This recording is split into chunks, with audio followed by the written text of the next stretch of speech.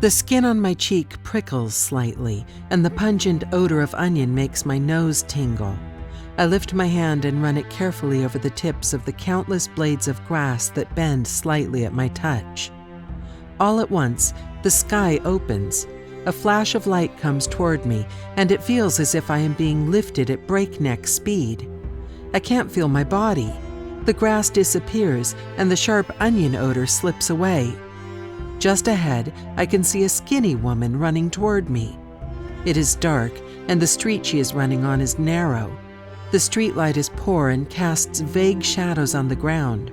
Her eyes are dilated, and she gasps for breath as she turns around in fits and starts.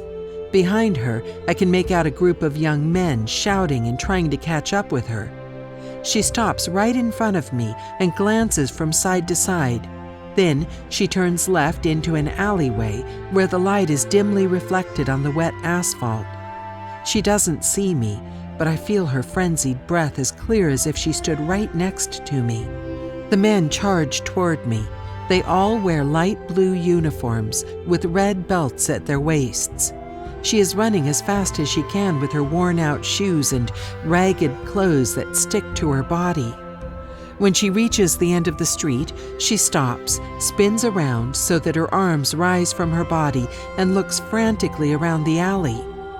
The walls of the buildings tower above her and disappear into the dark sky. She is trapped.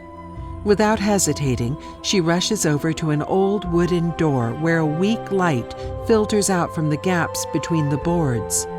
With a clenched fist, she begins to pound urgently. The door creaks when a short, older woman with slanted eyes opens it a crack. Holding a candle in her hand, she steps aside and lets the young woman past. The room is shadowy. Only the candle in the older woman's hand and a candle on a table that is nearly burnt out interrupt the darkness. I want to step back, but my body doesn't react. Instead, I can see inside the house where the two women are standing silent opposite each other. A stale odor is prevalent. The older woman has a scar under her eye that looks like a permanent tear track. She looks at the younger woman and whispers, "Sit down," and pulls out a stool from under the old wooden table that looks like it has been sitting there for hundreds of years, keeping tales from an ancient time.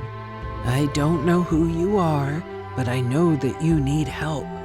One can never know what a stranger brings." The older woman smiles, revealing the 2 teeth she has left in her mouth. Her voice is hoarse. The image fades away, and the light disappears. It is as if I am falling through nothingness. Gradually, I can feel the wind clinging around my face again.